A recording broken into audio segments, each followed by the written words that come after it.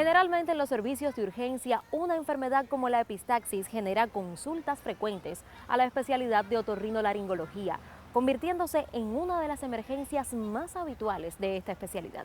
De la clínica de la epistaxis y su tratamiento conoceremos hoy en Saludar.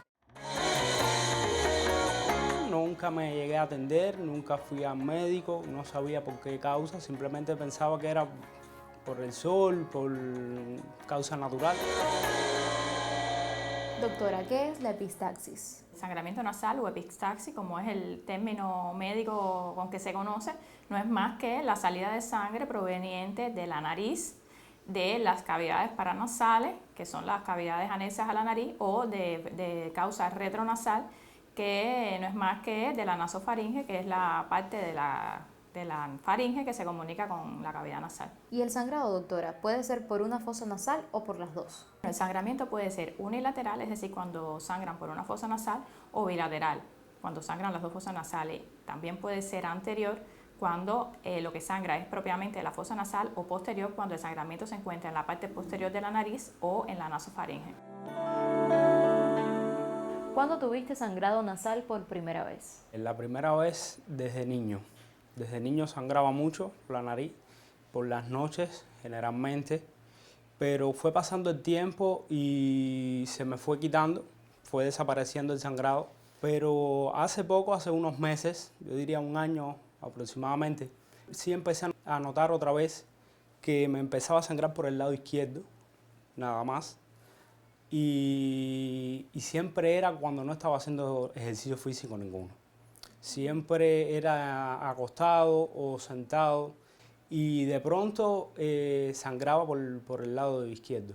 El tipo más frecuente de hemorragia nasal es la hemorragia nasal anterior, que tiene lugar en la parte delantera de la nariz. Los capilares, que son unos diminutos vasos sanguíneos, se rompen, provocando el sangrado. Esto afecta generalmente a adolescentes con alergia crónica o resfriado y rara vez son un motivo de alarma. Existen causas locales y causas sistémicas o generales. Dentro de las causas locales, la afectación se encuentra en la nariz propiamente dicha. Dentro de ellas encontramos las desviaciones septales, los pólipos sangrantes que pueden estar implantados sobre el septum nasal, los tumores, tanto benignos como malignos, en un momento determinado pueden dar sangramiento, los traumatismos nasales cuando hay desgarro de la mucosa nasal o fractura del septum nasal, y también las causas postquirúrgicas, es decir, cuando se realiza algún tipo de procedimiento quirúrgico sobre la nariz, perfectamente posterior a la cirugía el paciente puede presentar un sangramiento nasal. Y dentro de las causas sistémicas encontramos que la primera causa es la hipertensión arterial. Es la más común, la que más se encuentra en los pacientes que acuden al cuerpo de guardia con epistaxis. Otras de las causas que encontramos es el consumo de medicamentos anticoagulantes, como es el caso de la warfarina, la aspirina, el clopidogrel, que también en un momento determinado pueden favorecer el sangramiento por las fosas nasales. Tenemos también las enfermedades del hígado, el consumo de drogas, principalmente como es la cocaína, las anfetaminas, que pueden producir sangramiento nasal, incluso lesiones permanentes sobre las estructuras de la nariz. Y también se ve mucho en los pacientes alcohólicos, es decir, los que consumen grandes cantidades de bebidas alcohólicas, porque a la larga se sabe toda la repercusión que tiene el alcoholismo sobre todo el organismo, y la nariz no está exenta de esto. ¿Te alarmabas cuando comenzaba el sangrado nasal? Ya no era nuevo en mí el sangrado, porque bueno, sí tenía antecedentes de eso cuando niño, pero hacía mucho tiempo de eso y entonces me alarmaba. Yo lo comentaba con mi esposa y me decía que no era normal, porque un día que prácticamente no había trabajado, me asusté porque empezó a ser más frecuente. Cada semana eran 1 o 2 veces a la semana y entonces eso causa preocupación porque no sabía qué me pudiera estar causando ese sangrado, hasta que decidí asistir al médico. Doctora, ¿cómo se presenta el cuadro clínico de un paciente con este padecimiento? Bueno, generalmente los pacientes acuden a consulta muchas veces con el primer sangrado, otras veces ya llevan varios días sangrando antes de ir al hospital y generalmente vienen muy asustados porque esto crea, bueno, a cualquiera que sangre por cualquier parte del cuerpo le genera estrés, le genera ansiedad, y generalmente se puede asociar también a palidez, sudoración, taquicardia, porque bueno, es una pérdida de sangre importante muchas veces a través de la nariz y a través de la boca también, porque si el sangramiento es posterior, sangra por la fosa nasal, es decir, anterior, y sangra también posterior, y se ve a través de la boca que los pacientes pueden expulsar coágulos de sangre. Y generalmente los pacientes llegan al cuerpo de guardia muy asustados, porque es un cuadro bastante aparatoso que genera mucha ansiedad, no solamente para el paciente, sino también para los familiares. Y bueno, después de esto hay que encaminar todo el diagnóstico a buscar la posible causa del sangramiento. Doctora, la hipertensión arterial está entre las principales causas de acudir al médico por epistaxis. Asimismo, la hipertensión arterial es la principal causa de sangramiento nasal. Muchas veces es el debut de una hipertensión arterial, otras veces es la causa de una hipertensión arterial no bien controlada, porque como se sabe en nuestra población, la hipertensión arterial es una enfermedad crónica no transmisible y es una enfermedad controlable, no curable. Es decir, que es fundamental el control, porque muchas veces lo que vemos ya cuando un paciente tiene una epistaxis es la consecuencia de esta enfermedad no controlada adecuadamente. Cuando llego, antes de todo, me hacen análisis de sangre. También, aparte de tomarme la presión, me hicieron diversas pruebas, además con un aparato que ellos lo introducen dentro de la nariz. Ellos van como observando cuál es la causa de ese sangrado. En tu caso, ¿qué te diagnosticaron? Me diagnosticaron un pólipo sangrante en el tabique. Después, bueno, fui a las próximas consultas, me empezaron a hacer cauterizaciones, a quemarme ese pólipo pequeño que tenía ahí, pero no resolví con esas quemaduras y bueno, más tarde sí me pudieron operar. El sangrado nasal puede tener varias causas. Sí sé que pudiera tener varias causas, aunque cuando iba a la consulta siempre me tomaban la presión. ¿Padeces de hipertensión arterial? No soy hipertenso. Entonces, doctora, ¿qué exámenes son necesarios para el estudio de la epistaxis? Todo paciente con sangramiento nasal tiene que ser estudiado. Tiene que ser estudiado por el otorrino y tiene que ser estudiado también por su médico de asistencia, porque como dijimos, como la primera causa es la hipertensión arterial, estos pacientes hay que hacer un chequeo a ver por qué está descompensada la presión. En el caso de que sea otra causa, dígase por un problema hepático o por un problema medicamentoso, siempre hay que hacer análisis para ver si estas enfermedades que porta estén controladas o no. También es importante en estos pacientes hacer un buen examen físico de otorrinolaringología para descartar las causas locales, que como dijimos también forman parte dentro de la gran cantidad de causas que tiene esta enfermedad. Y bueno, para ello se pueden realizar exámenes imagenológicos como tomografía, resonancia, en el caso de que lo requiera.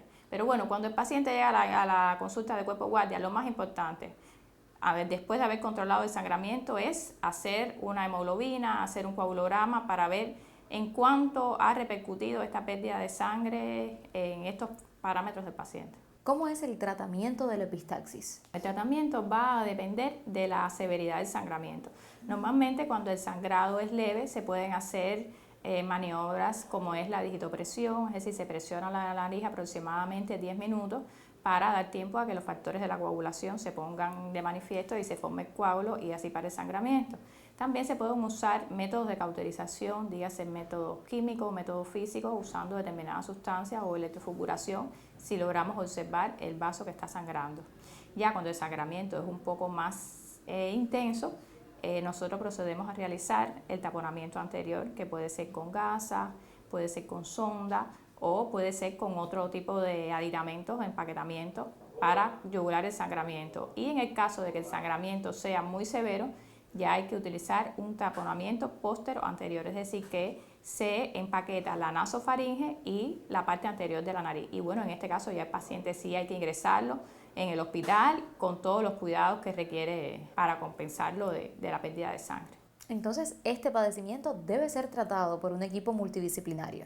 El tratamiento de la epistaxis siempre tiene que ser hecho por un equipo multidisciplinario, porque nosotros tratamos la consecuencia, pero muchas veces la causa no está en nuestra especialidad, porque una hipertensión descontrolada debe ser resuelta por el especialista en medicina interna. Si es un problema por una afectación del hígado, igual. Si es un problema por un descontrol en los medicamentos anticoagulantes, igual. Entonces, nosotros tratamos la consecuencia.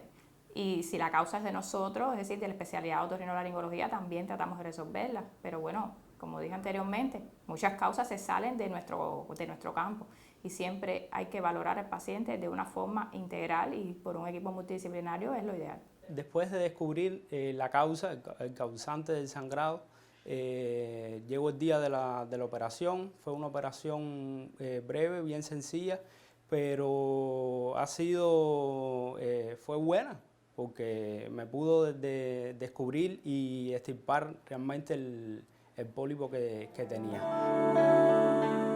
Doctora, y en muchos de los casos el tratamiento también puede ser quirúrgico. Sí, como que no. Hoy por hoy en muchos países se hace abordaje endoscópico de la epistaxis, donde a través de la endoscopía podemos visualizar el vaso sangrante y bueno, se puede hacer cauterización del mismo, ligadura o clipaje. Ya en el caso de que el sangramiento sea masivo, dígase por ejemplo un accidente de tránsito o un tumor irresecable, podemos pasar, ¿no?, a la ligadura de vasos de mayor calibre y bueno, así se puede controlar la enfermedad. Llevo unos meses después de la operación y fue un éxito total, no he sangrado más.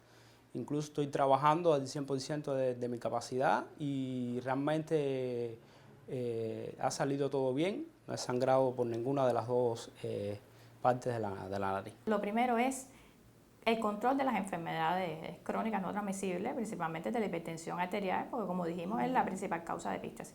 Lo otro es que ya una vez que el paciente está sangrando, mantener un poco la calma, hacer digitopresión sobre la nariz por lo menos 10 minutos, evitar echar la cabeza hacia atrás, más bien hay que sentarse y echar la cabeza hacia adelante para que todo ese sangramiento no vaya hacia la cavidad bucal. Importante también es evitar sonarse la nariz bruscamente. Si hay que estornudar, tratar de hacerlo con la boca abierta para que toda la fuerza del estornudo salga hacia ahí y una vez que se forme el coágulo con el estornudo no se caiga y entonces vuelva a resangrar el paciente. Y muy importante es acudir al hospital porque un sangramiento nasal nunca es normal. Siempre hay que buscar una causa y mientras se haga es decir, recurrente el sangrado, el paciente va perdiendo volumen de sangre y muchas veces cuando llega al hospital ya llega con una anemia importante. Entonces siempre que sangre hay que ir al hospital y revisarse por un especialista en otorrinolaringología que bueno, son los que están capacitados para controlar este tipo de sangrado y después tratar de buscar la causa que le dio origen. Recuerde, el sangrado nasal o epistaxis puede ser nasal anterior o nasal posterior. Sus causas varían según su presentación y en su mayoría son fáciles de tratar. Mantenga la calma, acuda a un facultativo para el diagnóstico oportuno. Por hoy es todo. La próxima semana no faltes y dame el placer de volver a saludarte.